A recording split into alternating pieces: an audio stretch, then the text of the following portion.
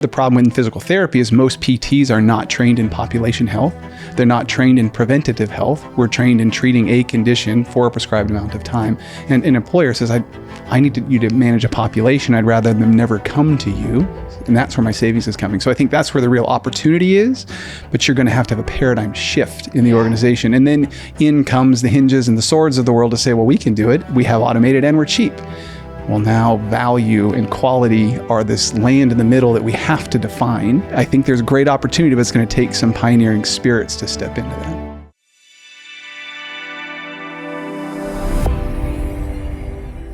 Thank you so much, Chris and Brent, for sitting down with us today. I think it would be great to kick off with a little bit of an intro, introducing yourselves and telling us a little bit about Therapeutic Associates. Yeah, Brent Huber, Vice President of Revenue Cycle Management for Therapeutic Associates. Mm-hmm. It's about a 100 site location private practice, outpatient physical therapy. I'm the VP of Revenue Cycle Management. So I handle, all the billing and collection aspect of the practice. So we're the Pacific Northwest, so Idaho, Washington, Oregon. Got it. Great. And I'm Chris Hoekstra. I'm the Chief Clinical Transformation Officer for Therapeutic Associates. In that role, I oversee digital health transformation, the EHR, business intelligence. So we take all of our data streams and data warehouse those and do all the business intelligence offerings off of those. My background, I'm a clinician. So I've been a PT for about 25 years. And then about 10 years ago, took a foray into clinical informatics. So I'm also a clinical informaticist with a real role of focusing on clinical quality and data and how you put that into clinical and business workflows. Interesting. So you started as a PT and then went back. I think you did a PhD in clinical informatics. In biomedical informatics. Yeah. Okay. And, what did you feel like was missing in your career that you wanted to go back to college and do the whole thing? Yeah, I'm addicted to learning, so a lifelong learner. But I think the biggest thing is I've had an infatuation with quality. How do you measure it? How do you do it? How do you improve it? How do you push it to value? And that got me into kind of finding, wow, there's this thing called clinical informatics that can push clinical decision support rules and algorithms. So I went to school to start with that where I did a certificate, but then ended up falling in love with the process of what's called sociotechnology. So the interface between people and teams and technology and how can they work together to get better outcomes. So I was fortunate. I got a postdoctoral grant to do my PhD. So I said, well, if you pay me for it, I'll go ahead and learn how we can optimize this to manage, use technology to manage quality. Yeah, why not? Here at Athelis Chimera, we definitely like to specialize in PT groups and ortho groups. What do you think makes your group different? We noticed that as PT groups tend to scale, it gets an order of magnitude more and more complex. And, dealing with that complexity, you have to bring a certain fresh, innovative vision to it. What makes Therapeutic Associates different in the way that you all operate? From my perspective, it's a learning organization. So, it's we have PT cohort sessions where we bring in brand new hire PTs, whether they're from, right out of school or they've been practicing for a while and they're just joining our company. Mm-hmm. So we bring them in and teach them not just about, TAI or Therapeutic Associates, but also billing, collections, patient advocacy. And so kind of try to get them the well-roundedness of, what it means to be a PT and how the financial aspect also is a big decision maker for patients. Right. Especially with, care plans changing, high deductibles, et cetera. Yeah, I'd add probably the systemization. So because we're of the size we are across multiple geographies, if you just had kind of a do this loose mentality, you're going to get lots of different variability. So from our people systems to our clinic workflow systems to centralizing certain things, and then my focusing on what actual tech systems do we use. We're probably, of all the PT organizations, the most heavily focused on interoperability. So how can we take disparate systems, interface those so that we can share that data across and have apparently one platform, but it's multiple. So a lot of people talk about this interoperability problem. I guess it's, massively ubiquitous in healthcare and no one seems to have a perfect solution for it. Why does it matter so much? Yeah, I will say We try to get other vendors that we try to work with to move in this area, and I don't think it does matter to many organizations. At least on the surface, they don't think it does. It has mattered for us for the last 12 to 15 years. It's been a priority. And the reason being that it allows you flexibility, and I'm not locked into one system, but I can take the best of multiple systems and work them together. So for us, that's a big one. The second one is you have a unified patient record. We do have national standards that allow a patient wants to fill out a form or say once to one provider something, and then you should be able to pick that up and the record follows the patient. So if we don't use this, we're doing a disservice to our patients, making them repeat themselves, if not misinformation, if not have inaccurate information and conflicts.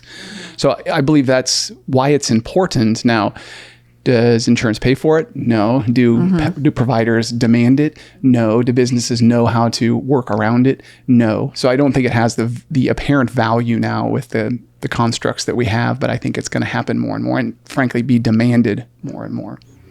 So you practiced PT for 20 years or so. How have you seen the field change now? Well, I think technology has helped. We started and you could do it on paper, and you didn't need technology to the point of we had a DOS-based system. We were one of the first groups to have an EMR. So the ability to just put it in the computer was big. Now people are finally, after 12 years of us banging a drum, demanding an EHR. You actually have PTs saying, I want to be connected to the greater health system. It's not just a word processor that I'm required to do, but I need to get more information. Ambient scribing is going to transform the field. You now have people with less documentation burden, so you have their systems working for them rather than them working against their systems. I think that's something even 2 years ago was not what it is now. Now there's going to be lots of unintended consequences, and I will tell you all the downsides that could happen, but it has transformed care for sure. I think the last thing is just the providers have changed. Right. So we have fewer providers to fill roles. Post-COVID, we've lost a lot of folks, and so just who comes to PT as a provider is different. And I would say too, the patient populations are changing, and their understanding of care. They're consumers of care, if you think about it, and they're getting smarter about, the cost of it. So a big piece of providing care is still the administrative burden of whether it be, creating notes or, the duplication of efforts. You have to do an MRI, but you can't get it. So you have to get a CD still some places. So I think, with interoperability, you're still kind of driving down the costs. It's one chart, one patient, multiple providers accessing that. And then consumers, want to see their healthcare records, and if they have one, good system to go into for the life of their care, it's easier. Transfer of care from one provider to another makes it easier for the patient as well. And you both are, you're leading clinical innovation. You're leading the RCM team. How do you guys work together?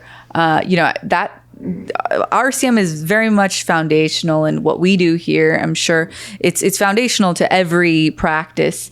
So I'm sure there's some heavy collaboration between the two teams. There is. I go back, I've been doing RCM for 25 plus years, back to green bars and printouts and dot matrix. And so that was the heavy focus of, a lot of manual work on collections and, making sure you get paid for it. And as you tighten up those processes through innovation, systems, AI, then you start looking at, if I can collect 99% of what is getting billed, am I billing the right way? Am I documenting in such a way that it's supporting, my bills and how I get collected on? So there's a lot of, I think closing the loop of we're finding this issue on a particular, maybe a specific payer that wants to see something in a documentation for medical necessity. So then working on the clinical side to say upstream, you need to kind of, either add this or subtract this or modify this so that, it basically goes through the claim, cycle easier. Yeah. I'd say from our side, all the way away from RCM is we have our clinical practice team. They just want excellent patient care. They want great customer service. They want great customer sentiment. we then put workflows to try to do that and de-burden the provider. Where I think our collaboration tends to help is we understand, well, this keeps happening on the RCM side. A knee-jerk reaction, if we didn't have a collaboration, would be the RCM and operations would come to the clinic and say, don't do this, right? But now we can say, well, how about we understand, why is it happening? Is it something in the template that's creating that? Is there some competing incentive that is making the person do something that they shouldn't be doing because they're driven by another incentive? Can we adjust those incentives on the clinical side to get an outcome that's better for you and maybe even better for the provider? It's just different. I think the other thing is I'm the corporate scab picker. This is what I tell everyone. So I get to run interference when we know we have to change something on the RCM side. I'm the guy that can go, well, we have to change this. And we have a very specific change management process that we go through to say, okay, what's the vision of this? Yeah. What's success look like? Let's get a guiding coalition to help us get that change going. Let's start in small chunks so we can help a change that otherwise would be say, why am I doing that? I'm licensed to be caring for patients. I don't really care about that, to say, well, that's fine, but here's why it's important and let's make it stepwise. Yeah. It's interesting because you're probably looking at dollars and cents and things are pretty black and white. We need to do this. We need medical necessity. We need this sort of documentation. And eventually the change needs to trickle down to providers where things are not necessarily black and white and they're in a real, patient scenario. And I guess the hard thing also is you can't constantly be going back and saying, do this differently, every single day. Although likely if you toggled it like that, you probably would get to a pretty great end state in terms of RCM. You just ruin the clinician's life in the process. Right. And the patient too. Yeah. You could be so hard line that you drive away patients, right. Because you take their decision making out of their hands to say, you can't do that level of service because they have a specific insurance that's not going to cover it. And that may be fine. But if you educate the clinician and the patient to say, is that the best course of treatment? And if it's not covered, is that an out-of-pocket expense that the patient's willing to do? But from a revenue side, for me, it would be super easy to have a template that says these are the only 5 boxes you can check, but that's not real world. And again, as people get more educated, patients, and technology changes or treatment styles change, patients are going to want to adapt. And from an RCM, you still have the guardrails on it, but they're not as rigid as they used to be. Right. What kind of trends do you see are going to be coming up in the next 10 years, and how will Therapeutic Associates have to adapt and change with those trends? Yeah, they're starting now and have been. I think patient population is getting smarter. I think the insurances are trying to squeeze the dollars because they're trying to work. Are you seeing rate compression? We're seeing rate compression. For PT, Medicare has dropped over the last 10 years, each year for the most part. So, and a lot of contracts are based off a set percentage of Medicare. It used to be 20 years ago, you could go to a payer and say, let's do a 3-year deal where we get automatic 4% rate increases on those, years. And that's not the case that we're seeing in the contracting space is, because the insurances are trying to protect their premium dollars, so they're not having to raise rates with employers. So, on the revenue side, you're seeing, the squeeze on the reimbursement. But then it's not keeping any sort of rate increases you may be getting is not keeping up with like inflation or the cost of labor. Yeah. So trying to find out ways to, a provider can only produce so much. Yeah. Exactly. And you can only cut so much of your expenses. Yeah. And for us, one of our largest expenses is payroll, and the provider. So how do we make sure that it's all revenue producing and I'm not eating into that with my revenue cycle staff? Yeah. So, you have margin compression because these reimbursement rates are going lower and lower every year. Right. Inflation is going up. Like you said, you run a pretty lean shop. Right. So, where are practices supposed to go from here? Yeah, really? I think you have a couple places. I think one, one is not where you want to go. Well, you have to, and to some extent, you need to get operationally efficient. So let's go ahead and cut where we can cut. I think organizations like yourself can help with this. Automate where you can automate to make it easier, cheaper. Great. That fits in the Venn diagram of where we want to be. And so find automations that will allow you to do. But if all we do is focus on operational efficiency, you have providers who say, I got into this to help people. Yeah. And so while you have to do that, you at the same time have to be creative to say, okay, well, where can we make money doing this? So whether that's in the PT space, I think it's for society, maybe not great, but moving to cash pay, that keeps you going. But then what about health disparity now? Now you're gonna have the haves and the have-nots if you do that. And so what else can we do? I think direct to employer is very appealing to say, well, let's cut the insurance out in the middle. They're adding margin that cuts away from your margin. So the logical thing to do would take that margin away and put it in the pockets of the employer and yourself. So I think that's becoming more and more important. But the problem in physical therapy is most PTs are not trained in population health. They're not trained in preventative health. We're trained in treating a condition for a prescribed amount of time. And an employer says, I need you to manage a population. I'd rather them never come to you.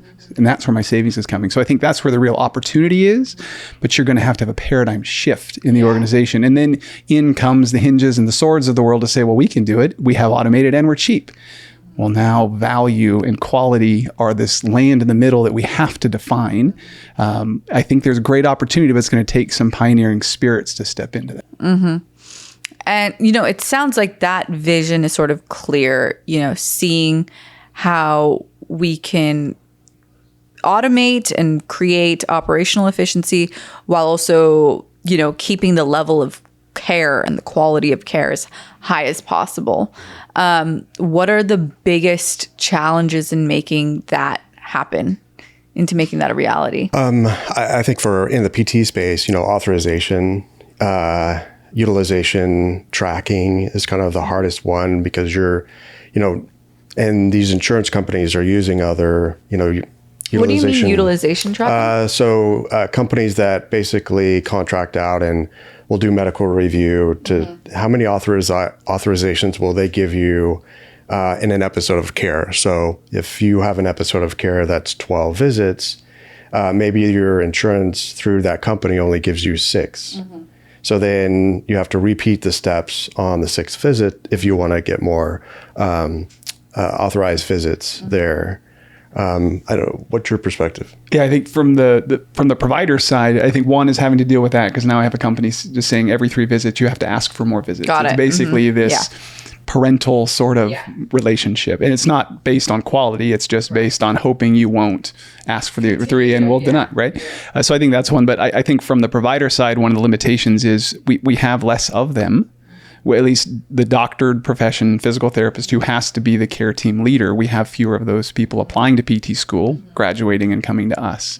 So we have more extenders, whether that's techs or PTAs, and we don't have robust models that can make care consistent using these teams. PTs in general, unlike physicians, are usually they treat their patient in front of them. That's what they're trained on. We're not often trained on leading a care team distributed. And I think historically, some organizations have done us a disservice by overusing extenders and having very poor quality care. So there's a sour taste in the mouth of people when they ask you to use an extender. So, and if we only do pure operations, they're going to say, well, you're just trying to get me to make more widgets. I didn't get into this business. But if we can say it's about value, it's about access, it's about quality of care, we owe them paradigms because they're not going to come out just natively being able to do that. Right. And, PT is an interesting space. I've been seeing a lot of roll-ups happening in PT. Not as many independent groups as you would imagine in the PT world. Why do you think that is? And is that trend good for patient care? Or what are your thoughts there? I think we're in a cycle where, PTs, the margins are shrinking. It's harder to remain independent and competitive. Mm-hmm. And, so they're looking at maybe getting out, like, this is the time. There's, PE capital or what have you that's available in the PT space. But I think that's also cyclical, because I've been doing this, like I said, 25 years, and I've seen this happen maybe 3 times. Right. Consolidation and go back. But I think the primary driver is, you look at education and the schooling costs for PTs coming out, and the demands that they're asking for salary-wise are well outpacing the reimbursements that we're getting. So it's tough, unless you're a larger independent practice that, has a cash flow and maybe a buffer that can kind of go through some of these times. It's hard as a single practitioner, even a 2 or 3 practitioner. And even large, so Therapeutic Associates, I'm not sure if this is still true, but we were the largest independently non-venture-backed, capital-backed organization in the country. And so we're this dinosaur that lives in the middle, and we ask the same question, like, is that a good place to be or is it a bad place to be? And I think it's both, actually. But what we have found is, how can we do it and other people can't? It's the infrastructure that you have. It's the standardization, systemization we talked about. So I think if smaller groups hope to do it, they have to be able to systematize or combine together. I think we have independent practice associations that allow this to happen, where you get people to share resources. This is why we've started our managed service organization, Hikara Health, is to offer some of the systemization we've done for other people to use, to say, well, you don't have to be as big as we are. You can buy these services and then stay independent. But without a helping hand, without an army of friends together to make you appear bigger than you actually are, it's really hard to make your row in this tough environment right now. Do you think that consolidation is good for patient care? I think it can be. It's like where we are. It's good and bad where we are, and it's good and bad if you consolidate. So by consolidation, if done well, with cultural alignment, with clear objectives, with a clear vision of what you're doing, and now a mission for your new organization, absolutely, because you've now taken disparate systems, gained efficiency, bringing together, and collaboration from different perspectives, it can be amazing. And there are decent examples of this. And it can go poorly if you don't align cultures and the main job is to drive up EBITDA and to drive up margins. Well, and we're a for-profit company. We're not against that, but that's the only thing you do. It will bear itself out as you continue on. So how does your MSO, how do you seek to work with other groups? I think that we have focused in our near term to say technology, how do you make the most of technology? So for vendors like yourself, if people were to want to bring on technology, but they didn't even know how to ask the right questions, they didn't know what they needed, we can help them make those decisions. Maybe they have a technology, it's pretty good. They think they're very efficient with it. Can you come in and help them to understand, well, there's areas you can help here? Or we can even ask your vendor. They didn't even know they could ask the vendor to improve this, and they would. And so that's the first one. Then I think the second is, how do you use your data? Right now we say data is king, and I tell folks data is actually worthless and actually detrimental to your well-being if it's not well refined and you can't get through all the noise to get to a signal. So a big part of our emphasis is to say, well, what are your goals? What are you trying to do? What are the variables and constraints that you have? What's the data we have now or could have to be able to answer these questions? And then let's just chart a course forward to be able to do that. Right.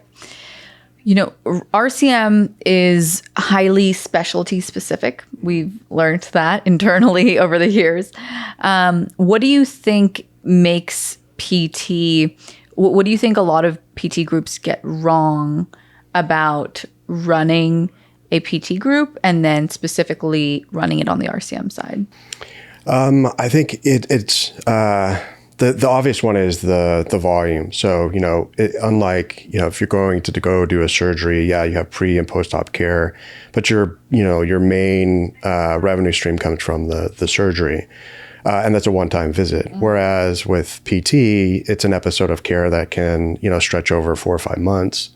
So your volume of claims, quickly grows for that. And if you don't have good systems in place, it can quickly spiral out of hand. Mm-hmm. So if you don't have good technology that mm-hmm. keeps those within the guardrails, mm-hmm. and you can put your parameters in, then you have to use, salary manual interventions, mm-hmm. and that's expensive mm-hmm. and just isn't maintainable there.